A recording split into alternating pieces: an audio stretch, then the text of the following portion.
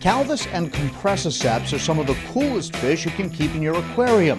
How to tell them apart, males versus females, and breeding tips in this Cichlid Adventure Fincast.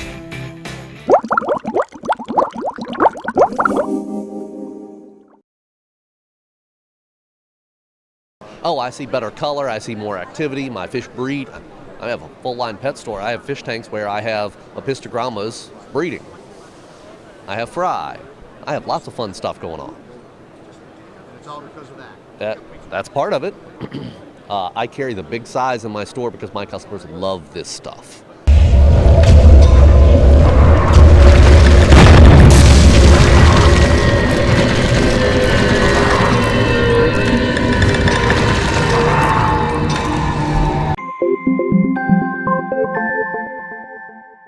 Calvus, comp.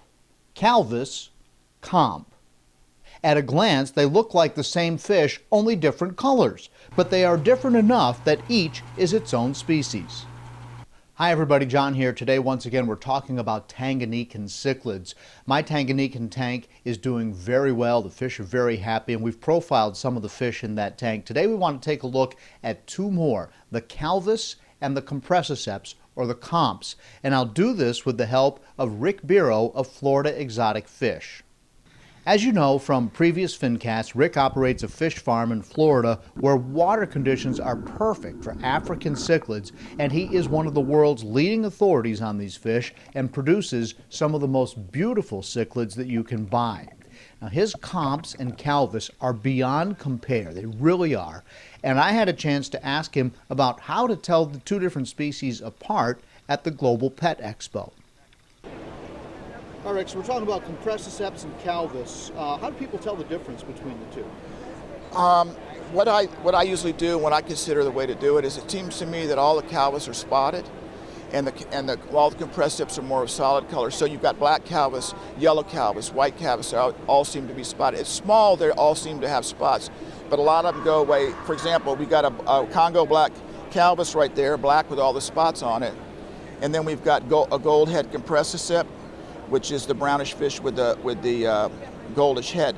Also, there's some differences in the shape of the head and the shape of the body. But these are all Altolamprologus, and then there's just different varieties of the color. These are super popular fish. These are slow-growing fish. These are very interesting to raise fish the way they do it, and they're just a great Tanganyikan fish. The Calvus, now of course that's a piscivore, right? So it'll eat other fish, right? Yes, they'll eat everything in there. Yes, it will. But it's eating eats our 1.5 pellet actively. When they're small, we feed baby brine shrimp to the babies as they're coming up. But yes, it's a meat eater. Would do it for sure. Frontosas are big time. You might have in your tank. They would love to be in that tank right there and eat those lelupi. So, yep. Gotcha. So the various different patterns that come on the Calvus, there's the black, there's the pearly. Tell me a little bit about the variations on the Calvus. On the Calvus, you've got Congo blacks, you've got the yellow Calvus, which is actually yellow Calvus area has been shut down. They can't collect it right now. But you've got yellow Calvus, you've got white Calvus, you've got several other types of Calvus that are not coming in right now. On the Compressiceps side, what we do really well with is we do well with the gold head, the gold, the red fin. Those are all very popular. There's some other types out there, the bulu, the reds, that are harder to get, but we're working on those too. So there's tons of varieties. Every rock in the lake seems like it could have a little bit of variation on a black. It might have a little bit darker dorsal fin, whatever. But these are variations that seems like throughout the lake. But I think probably when you see that, you're just seeing a darker variety that's maybe made it onto another rock, and maybe the same black Calvus that's 100 feet away, but you're just seeing a little bit of variation. How do you sex the Calvus? How do you know the male from the female? Actually, we do it by turning them over and tubing them to be sure. But when we get them in from the wild, there's a marked size difference, and it stays that way. We like to start off when we're breeding with a smaller male, maybe a 3.5 inch male, and a female. A nice sized female might be 2.5 inches. But the female spends 90% of their life inside of the shell or whatever you're breeding them in. Some people use pipes, whatever. and they stay in there, and when they're ready to breed, they let the male know it. The male comes, fertilizes the eggs, and the male stays outside. So over time, our male Compressiceps might get 4.5, 5, 6 inches, gigantic things. The female, lucky, a huge one might be 3 inches. I don't know, in the wild, they live inside of shells, never come out hardly ever. Huh. Most people don't keep them with shells, do they? Most people don't because they're very hard to get out. We actually breed them in PVC pipes with a cap on one end.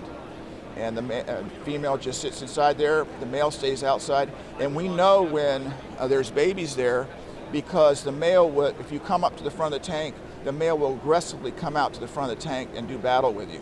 So that means he knows the female has the eggs in there. And we wait till a certain amount of time and then we just take the PVC and dump it. The female will stay inside of the pipe as we dump it and lock her fins up in there, and you can't get her out, but the eggs and the babies will come flying out of there. So that's the way we do it at our facility. If you want to see more about Rick and his fish, I have a special playlist dedicated to that. The number of Fincasts in the Cichlid Adventure playlist is growing all the time, so click here to see them all, including profiles on the species in this particular aquarium.